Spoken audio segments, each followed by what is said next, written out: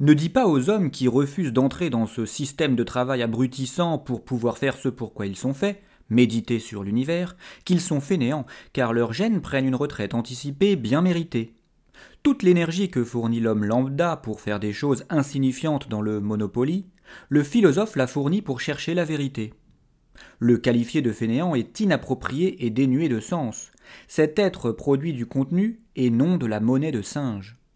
En plus d'être plus noble, sa production spirituelle est autrement plus fatigante. En une journée, il pense autant que les autres qui courent dans ce Monopoly en un an. Chacun dépense son énergie de la façon dont il est fait. C'est d'ailleurs grâce aux créateurs de contenu que la masse peut se rendre compte qu'elle évolue dans une société malade. Ce sont ces penseurs qui méditent sur la société et éveillent la conscience collective qui font évoluer l'une et l'autre vers la sagesse. Leurs ancêtres, les philosophes de l'âge de pierre, nous ont permis de survivre. Nous avons tous une dette envers eux et leurs descendants qui s'interrogent en permanence, les philosophes malgré eux. Ils méritent qu'on les laisse vaquer en paix à leurs occupations, se ressourcer et méditer sereinement sur le monde. Ces derniers le méritent.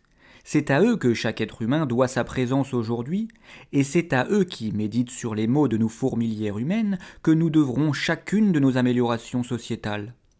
Ce sont ces philosophes de l'âge de pierre qui nous ont permis d'être là aujourd'hui, et ce sont les philosophes contemporains, ceux-là même qui méditent sur les notions de liberté ou de souveraineté, qui permettront à Homo sapiens de se libérer de ses fers, d'être plus libre dans le monde de demain, et aussi, mais surtout, d'y être présent. Médite sur ces lignes, lecteur.